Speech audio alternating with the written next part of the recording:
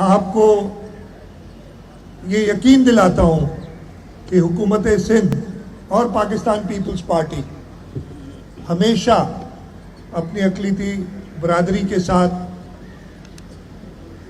खड़ी रहेगी।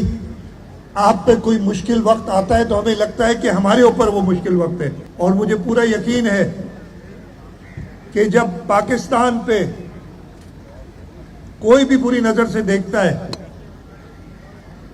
तो हम सब इकट्ठे होके अपना मजहब, अपना फिरका, अपनी जबान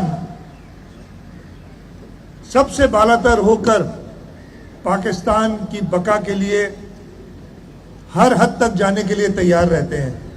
अक़लियतियों को, मजहबी अक़लियतियों को उनका इस सूबे में हक मिले।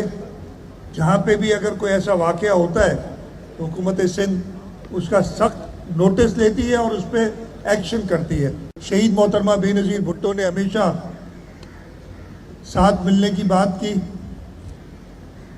और कई ऐसे कवानीन भी पास किए जो बाद में जब 2008 के बाद पाकिस्तान पीपल्स पार्टी की गवर्नमेंट आई तो उन्होंने उन कवानीन को मज़ीद मजबूत किया।